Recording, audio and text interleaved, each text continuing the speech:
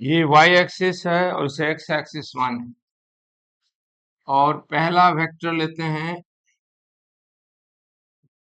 along x axis और दूसरा vector है बी। ये बना रहा है θ2 एंगल। और तीसरा वेक्टर है सी। ये एक्स एक्सिस बना रहा है θ3।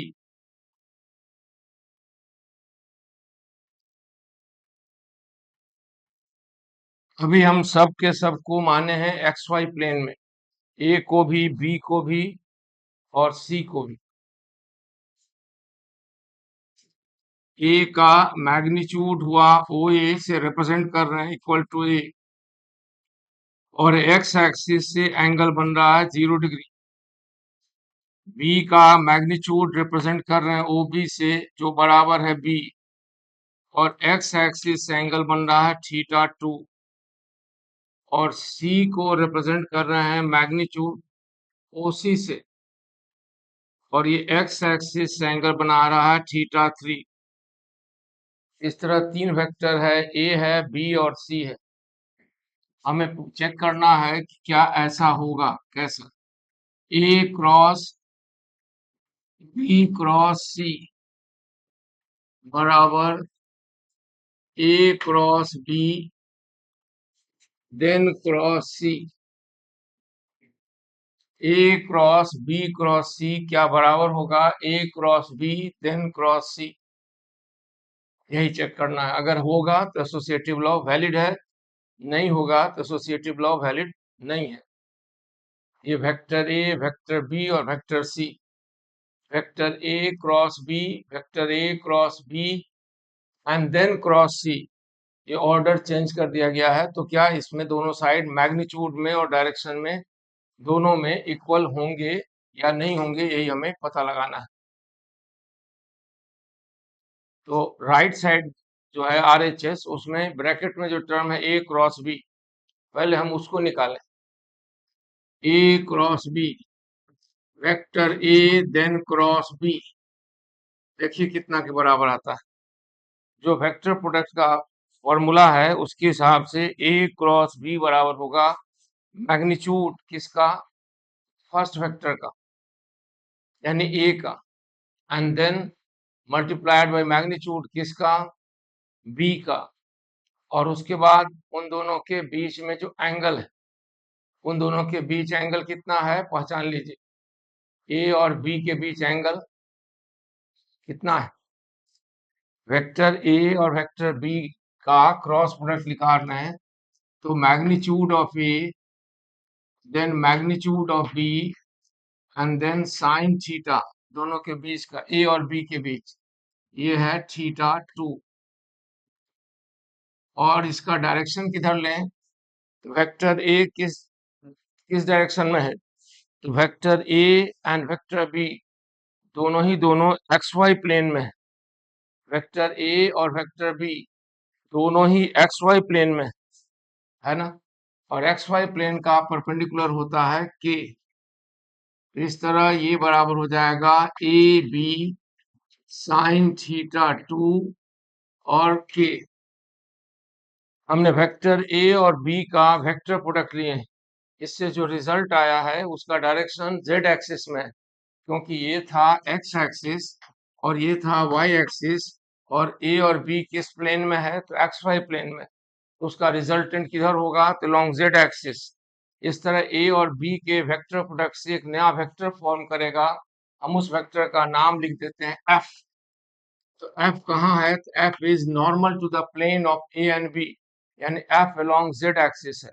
अब आर एच एस को सॉल्व करें। अब हम लोग किसको सॉल्व करें, तो आर एच एस बराबर कितना होगा, A cross B and then cross C, A cross B and then cross C, A cross B and then cross C. A cross B का डायरेक्शन किधर है, एफ है। और क्रॉस प्रोडक्ट लेना है एफ क्रॉस सी। एफ किधर है पहचानिए, ए cross B cross सी बराबर है एफ क्रॉस सी। एफ किधर है जेड एक्सिस में और सी किधर है एक्स वाई प्लेन में। एक बार फिर से समझिए, vector A and vector B X Y plane में है, उसके क्रॉस प्रोडक्ट से जो वेक्टर बनेगा वो जेड एक्सिस में होगा, और सी भी एक्स वाई प्लेन में है, तो जेड एक्सिस और सी के बीच एंगल कितना, वेक्टर ए और वेक्टर बी के वेक्टर प्रोडक्ट से जो वेक्टर बना वो है एफ, और वो किधर है तो जेड एक्सिस में, और उस एफ और सी के बीच एंगल कितना है तो 90 डिग्री, क्योंकि सी एक्स वाई प्लेन में है और यहाँ ये इस पर परपेंडिकुलर जेड एक्सिस में। हम इस पेन से दिखाएं तो F is along this direction, Z axis इस पर परपेंडिकुलर, ये जो डायरेक्शन है इस पर परपेंडिकुलर, तो इस एफ और सी के बीच एंगल, एफ और सी के बीच एंगल 90 डिग्री, और हम टर्न लेना है किधर एफ से सी, ये डायरेक्शन है एफ, एफ से सी टर्न लेंगे, इस पर परपेंडिकुलर डायरेक्शन बनता है ये, समझ रहे हैं। दो वेक्टर के वेक्टर प्रोडक्ट से जो वेक्टर बनता है उसका डायरेक्शन उस प्लेन के नॉर्मल होता है जिस प्लेन में वो दोनों वेक्टर हैं। तो आप देख रहे हैं वेक्टर एफ किधर है तो जेड एक्सिस में, और वेक्टर सी किधर है तो एक्स वाई प्लेन में, तो एफ और सी के बीच एंगल कितना तो 90 डिग्री, तो हमें निकालना है एफ क्रॉस सी। एफ क्रॉस सी, एफ से सी के तरफ टर्न दें, ये डायरेक्शन हुआ एफ क्रॉस सी का आरएचएस का, ये डायरेक्शन हुआ A cross B and then cross C, A cross B and then cross C, ये आरएचएस का डायरेक्शन हुआ, ये डायरेक्शन, ये एक्स में नहीं है, ये वाई में भी नहीं है और जेड में भी नहीं है, इसको हम कोई नाम दे देते हैं along N, F C sine 90 degree and along direction unit vector N. N किधर है इस डायरेक्शन को कहते हैं एन, जो एक्स में भी नहीं है, वाई में भी नहीं है और जेड में भी नहीं। इस तरह हम आर एच एस पता लगाएं, A B are in X Y plane, therefore A cross B is along Z axis, और उसको नाम दिए एफ, और एफ और सी के बीच 90 डिग्री। अब हम टर्न देते हैं एफ क्रॉस सी, इसका डायरेक्शन किधर आया तो एफ क्रॉस सी का डायरेक्शन ये आया, एफ सी साइन 90 गुना यूनिट वेक्टर, ये आर एच एस हुआ, रहने देते हैं। अब एल एच एस में चलिए, एल एच एस में निकालना है बी क्रॉस सी, एलएचएस में निकालना है बी क्रॉस सी, तो बी किधर है इधर है और सी इधर है, बी और सी के बीच एंगल कितना हुआ, बी और सी के बीच एंगल, वेक्टर बी और वेक्टर सी के बीच एंगल है theta 3 minus theta 2, vector B और सी के बीच एंगल है theta 3 minus theta 2, theta 3 minus theta 2, vector B का मैग्नीट्यूड देन सी का magnitude and then sine theta 3 minus theta 2, और यहाँ यूनिट वेक्टर लेंगे कौन सा, बी और सी किस वाई प्लेन, किस प्लेन में है, बी और सी एक्स वाई प्लेन में है, उसका परपेंडिकुलर किस डायरेक्शन में होगा तो जेड एक्सिस में होगा, इसको मानते हैं के, और इसको नाम देते हैं डी। वेक्टर बी और वेक्टर सी किस प्लेन में है तो एक्स वाई प्लेन में है, तो उसका परपेंडिकुलर यानी उस पर जो नॉर्मल होगा वो जेड एक्सिस में होगा, यही होगा एफ बी क्रॉस सी, जिसको हम माने डी, डी किधर है जेड एक्सिस में। अब फिर से याद रखिए डी किधर है जेड एक्सिस में। अब हम एलएचएस निकालने चले, एलएचएस में लिखा है A cross then cross B plus C, है ना लिखा हुआ, इसको लिख सकते हैं ए क्रॉस डी। अब आप ही बताइए डी किधर है अलोंग जेड एक्सिस और ए किधर है अलोंग एक्स एक्सिस, तो डी और ए के बीच एंगल कितना होगा, ए और डी के बीच एंगल कितना होगा, डी किधर है तो अलोंग जेड एक्सिस और ए किधर है तो अलोंग एक्स एक्सिस, तो डी और ए के बीच एंगल क्या होगा, डी और ए के बीच एंगल 90 डिग्री होगा, और x और z के बीच d is along z axis और x a is along x axis, x cross z direction क्या होगा भूल गए, ऐसे बताया था ना लास्ट डे कि आप इसे x मानिए, इसको y मानिए, इसको z मानिए। x क्रॉस y z के डायरेक्शन में, z y cross z x के डायरेक्शन में, and z cross x positive y के डायरेक्शन में। यहाँ पर हमको क्या निकालना है? वेक्टर ए किधर है? तो वेक्टर ए एक्स एक्सिस में। वेक्टर ए किधर है? तो वेक्टर ए है एक्स एक्सिस में, देख रहे हैं आप। वेक्टर ए है एक्स एक्सिस में, और वेक्टर डी किधर है? जेड एक्सिस में। इनके बीच का एंगल हुआ 90 डिग्री, और हमें निकालना है ए क्रॉस डी, यानी हमें निकालना है एक्स क्रॉस जेड। अगर जेड क्रॉस एक्स होता तो वाई होता, लेकिन हमें निकालना है एक्स क्रॉस जेड, इसलिए माइनस वाई होगा। यही डायरेक्शन इसका होगा इधर की तरफ, ये के जे डायरेक्शन निगेटिव। तो अब हम इसे लिख सकते हैं ए का मैग्नीट्यूड एंड देन डी का मैग्नीट्यूड एंड देन बीच के एंगल साइन 90 और डायरेक्शन माइनस 90 यानी जे। अब बताइए कि एलएचएस और आरएचएस इक्वल दिख रहा है आपको? एलएचएस और आरएचएस इक्वल दिख रहा है? हमें तो नहीं दिख रहा है, न मैग्नीट्यूड में इक्वल है न डायरेक्शन में। इससे साबित हो गया कि ए क्रॉस ए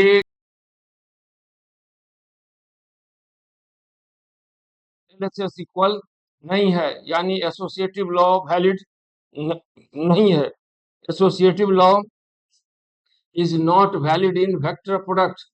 एसोसिएटिव लॉ वैलिड नहीं है वेक्टर प्रोडक्ट में, तो इसलिए लिख देंगे associative law is not valid. पहले से डिस्ट्रीब्यूटिव कम्यूटेटिव लॉ भी लागू नहीं था। Associative law is not valid. Associative law is not valid in vector product. Associative law is not valid in vector product. Associative law vector product में लागू नहीं होगा, क्योंकि एलएचएस और आरएचएस में न डायरेक्शन इक्वल है न मैग्नीट्यूड इक्वल है।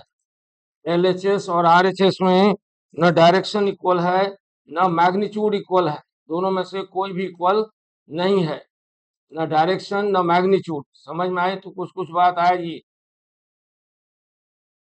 एलएचएस और आरएचएस में न डायरेक्शन इक्वल है न मैग्नीट्यूड।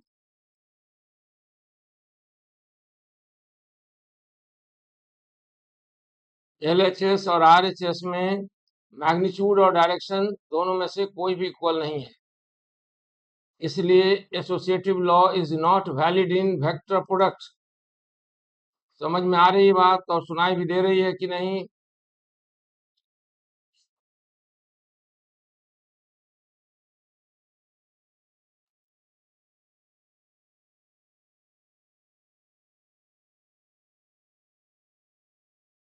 अब इसके बाद देखना है डिस्ट्रीब्यूटिव लॉ।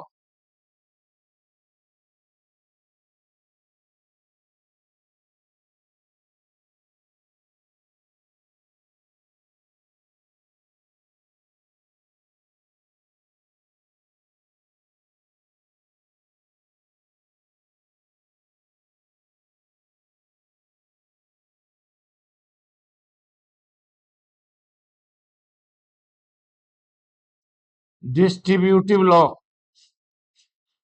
ए क्रॉस बी प्लस सी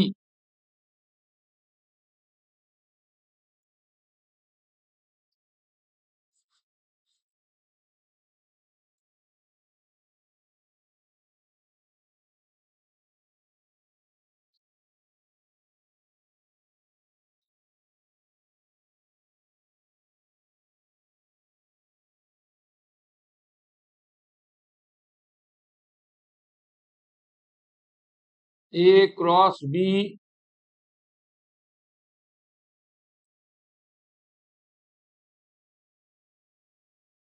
अब इसके बाद चेक करते हैं डिस्ट्रीब्यूटिव लॉ।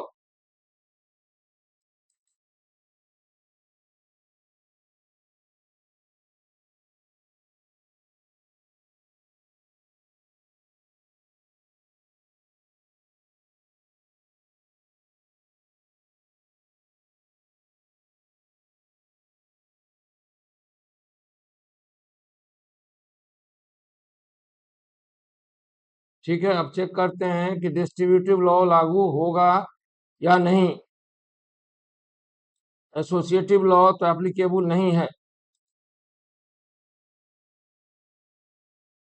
तो सब लोग साउंड चेक कर लें।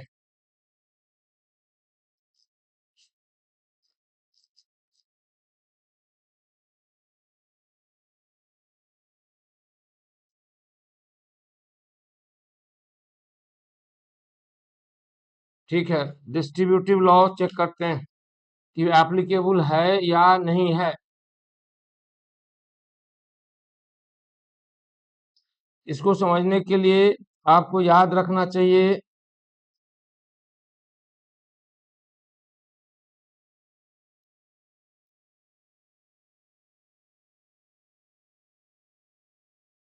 डिस्ट्रीब्यूटिव लॉ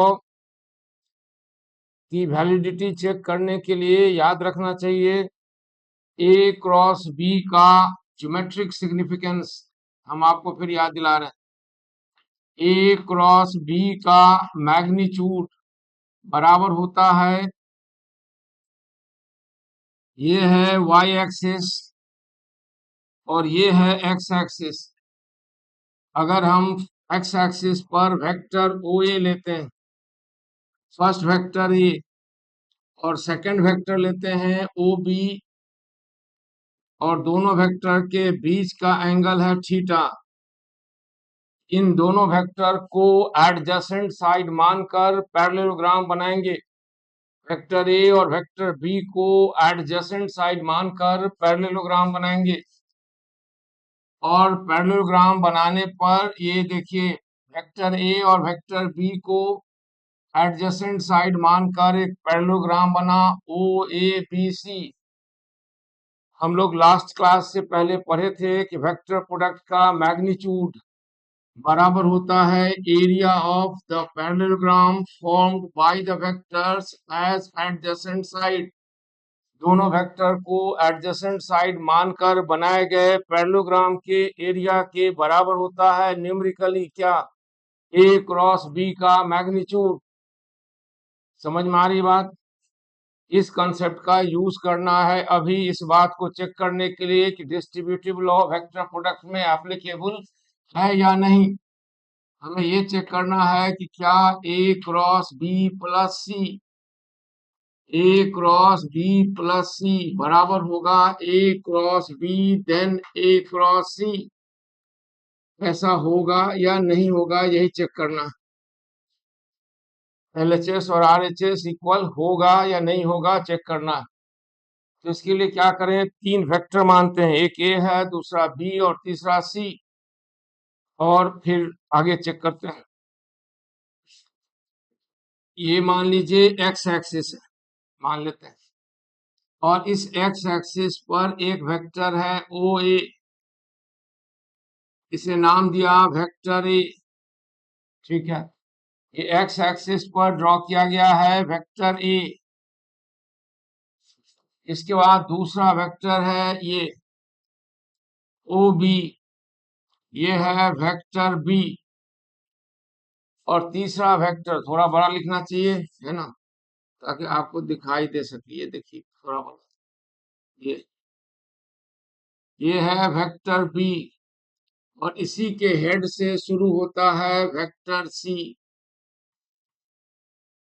तो यहाँ पर हम दिखा रहे हैं तीन वेक्टर ए बी और सी, तीनों के तीनों को प्लानर हैं, कॉमन प्लेन में हैं, तीनों ही वेक्टर हैं और को प्लानर हैं। अब आप बताइए ए क्रॉस बी का डायरेक्शन किधर होगा, जो डायग्राम है उसके हिसाब से। A cross B on to the plane, A cross C भी ऑन टू द प्लेन। यहाँ पर भी हम ए ड्रॉ कर सकते हैं पैरेलल शिफ्ट दिखाकर, तो ए इधर ड्रॉ कर लिए, तो ये भी ए क्रॉस सी, ये भी है ऑन टू द प्लेन। एक वेक्टर और है बी और सी के एडिशन से बनने वाला वेक्टर, उसे हम लाइन दिखाएंगे ओसी से, ये ओसी से रिप्रेजेंट होने वाला है बी प्लस सी। अब A cross B plus C का डायरेक्शन है on to the plane, A cross B plus C का डायरेक्शन है ऑन टू द प्लेन। और ए क्रॉस बी का डायरेक्शन भी ऑन टू द प्लेन, और A cross C का direction भी है ऑन टू द प्लेन, इसलिए राइट साइड दोनों का डायरेक्शन और लेफ्ट साइड का डायरेक्शन सेम है ऑन टू द प्लेन। अब मैग्नीट्यूड का कंसेप्ट दिखाना है कि मैग्नीट्यूड का जोर इसके मैग्नीट्यूड के बराबर होगा कि नहीं। तो आपको पता है ओ ए बी सी माने हैं, इसे हम डी मान लेते हैं। तो क्या आप लिख सकते हैं वेक्टर ए क्रॉस बी का magnitude equal to area of O A D C, O A D B. क्या वेक्टर ए क्रॉस बी का मैग्नीट्यूड लिख सकते हैं area of parallelogram O A D B? लिख सकते हैं, ऐसे तिरछा बनाते हैं। और क्या आप लिख सकते हैं ए क्रॉस सी का मैग्नीट्यूड बराबर एरिया ऑफ बी डी? यहाँ पर ये माने, तो ए क्रॉस सी, और इसको हम लोग इसके पैरेलल ड्रॉ करते हुए एक पैरेललोग्राम बनाएंगे, ऐसे बनाते हैं पैरेललोग्राम, इसका नाम देते हैं ई। क्या लिख सकते हैं इसको B D E C. A cross सी को लिख सकते हैं बी डी ई सी। अब लास्ट में हमें निकालना है A cross B plus C, A cross B plus C. तो बताइए magnitude of A then cross B plus C लिखा सकता है area of parallelogram O A E C O, ऐसा लिख सकते हैं ओ ए ई सी ओ। और इसको अगले चरण में लिखा सकता है ओ A E C O, O A E C O, O A E C ओ। आपको 3 डायमेंशन मत सोचिएगा, सब 2 डायमेंशन में है। 3 डायमेंशन मत सोचिएगा, सब 2 डायमेंशन में है। तो ओ ए ई सी ओ को कोई लिख सकता है area of O A E C B O plus area of O B C. पहचानिए, हम इत्मीनान से पढ़ के पहचानिए, O A E C B O and plus triangle, ये वाला, ये वाला ट्रायंगल उसमें जोड़ दिए, ट्रायंगल उसका जोड़ दें, ये वाला जोड़ सकते हैं। और ये ट्रायंगल साइड बराबर है, पैरेलल है, इसलिए इस ट्रायंगल को आप रिप्लेस कर सकते हैं area of O A E C B O plus area of A D E, A D E, A D E. अब O A E C B O plus A D E, इस side से इस triangle को हटा दीजिए और उस side से जोड़ दीजिए।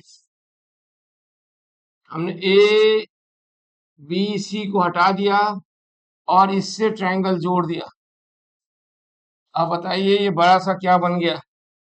ये बन गया area O A D E C B O, O A D E C B O.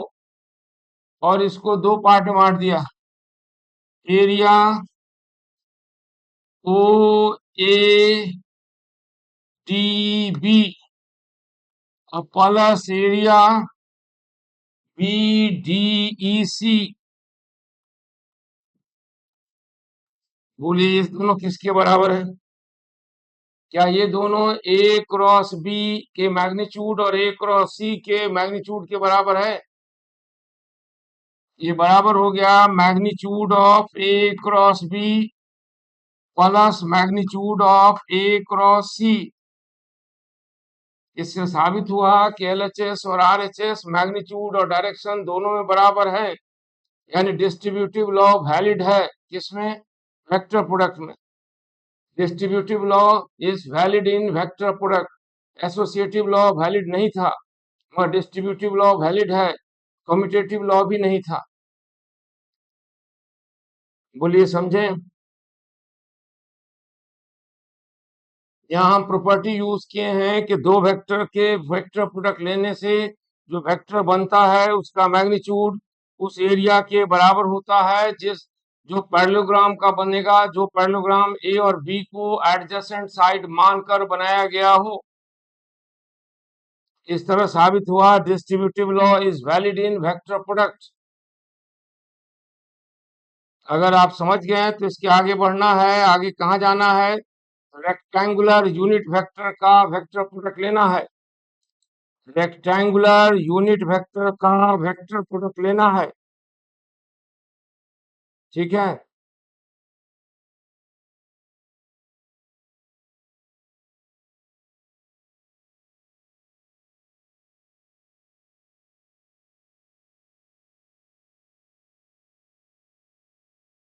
Rectangular unit vector का वेक्टर प्रोडक्ट लेना है। अब रेक्टेंगुलर यूनिट वेक्टर कौन है? तो आई, जे और K. I is along X axis, J along Y axis and K is along Z axis. और सब यूनिट वेक्टर है इसलिए सबका मैग्नीट्यूड 1 होगा और डायरेक्शन एक दूसरे के साथ 90 डिग्री फॉर्म करेगा। तो हमें निकालना है कि क्या यूनिट वेक्टर का वेक्टर प्रोडक्ट। देखिए ये मान लिया जाए y एक्सिस, इसको माने x एक्सिस और इसको समझे z एक्सिस। ये x है, ये y है और ये z है। तो वेक्टर यहाँ i और ये वेक्टर हुआ j और ये वेक्टर हुआ k। तीनों वेक्टर यूनिट वेक्टर है इसलिए इनका मैग्नीट्यूड 1 होगा। ये बातें हम लोगों को पहले से पता है, आपको भी पता है। और इनका मैग्नीट्यूड 1 होगा, आई का भी, जे का भी और के का भी। तीनों का तीनों मैग्नीट्यूड 1 हुआ। आई और जे के बीच एंगल है 90, जे और के बीच भी 90, के और आई के बीच भी 90। अब इस कंसेप्ट को यूज करिए कि अगर ए क्रॉस बी होता है, ये बराबर होता है magnitude of A and then magnitude of B and then उसके बीच का एंगल थीटा और यूनिट वेक्टर। इसी कंसेप्ट पर आई क्रॉस आई का वैल्यू निकालिए। आई क्रॉस आई का वैल्यू, ये आई क्रॉस आई बराबर होगा फर्स्ट आई का मैग्नीट्यूड, सेकंड आई का मैग्नीट्यूड और दोनों वेक्टर के बीच का एंगल। यहाँ तो दोनों वेक्टर एक ही है इसलिए इनके बीच का एंगल होगा यूनिट वेक्टर 0। वेक्टर आई और वेक्टर आई दोनों अलोंग द सेम डायरेक्शन है इसलिए बीच का एंगल होगा 0। तो इसलिए आई क्रॉस आई बराबर 0 हो जाएगा क्योंकि साइन ये हो गया 1 multiplied by 1 multiplied by 0, unit vector N बराबर 0। इसी तरह सिमिलर जे क्रॉस जे, तो जे क्रॉस जे का मैग्नीट्यूड और बीच का एंगल 0 इसलिए ये भी 0। और इसी तरह सिमिलर मान के क्रॉस के 0 होगा। यानी आई क्रॉस आई, जे क्रॉस जे और के क्रॉस के तीनों सिमिलर का डॉट प्रोडक्ट स्केलर प्रोडक्ट 0 आता है। अब डिसिमिलर देखिए, डिसिमिलर में याद रहे ये है y एक्सिस, इसको माने थे x और इधर दिखाए थे z, x y z। जब x क्रॉस y होगा तो उसका डायरेक्शन z में होगा। जब y क्रॉस z का बात करेंगे तो उसका डायरेक्शन प्लस x में होगा। जब z क्रॉस x होगा तो उसका डायरेक्शन प्लस y में होगा। अब इस सिद्धांत के आधार पर निकालिए i क्रॉस j, सोचिए किसके डायरेक्शन होगा। i क्रॉस j बराबर magnitude of i magnitude of J और साइन कितना 90 डिग्री, आई क्रॉस जे बीच का एंगल 90 और डायरेक्शन किधर लिया जाए याद कीजिए, आई किधर है एक्स एक्सिस में है और जे किधर है वाई एक्सिस में, और एक्स और वाई के बीच का एंगल 90 डिग्री होगा, तो आई क्रॉस जे का डायरेक्शन किधर होगा X cross Y, Z axis में बनता है, एक्स क्रॉस वाई जेड में होगा यानी के कैप, इसलिए यहां लिखा जाएगा के कैप। तो I cross J becomes equal to K, और इसका उल्टा J cross I becomes equal to minus K. इसी तरह अगला बढ़िए, जे क्रॉस के, आई क्रॉस जे हो गया, अब जे क्रॉस आई नहीं के, ये बराबर होगा आई, और के क्रॉस जे ये बराबर होगा माइनस आई। अब अंतिम चेक करिए, के क्रॉस आई यानी जेड क्रॉस एक्स, कौन सा डायरेक्शन होगा जेड क्रॉस एक्स, जेड से एक्स के तरफ टर्न ले एंटी क्लॉकवाइज, तो डायरेक्शन होता है वाई, इसलिए के क्रॉस आई बराबर जे एंड आई क्रॉस जे के इक्वल टू माइनस जे। ये हो गया यूनिट वेक्टर नोटेशन में का वेक्टर प्रोडक्ट, जितना सिमिलर है आई क्रॉस आई, जे क्रॉस जे, के क्रॉस के सब जीरो है, और जितना डिसिमिलर है आई जे जे के वो सब वैल्यू आ रहा है सामने लिखे हैं। अब अगर यूनिट वेक्टर नोटेशन में दो वेक्टर हो तो उसका रिजल्ट कैसे निकालेंगे, यूनिट वेक्टर नोटेशन में दो वेक्टर हो,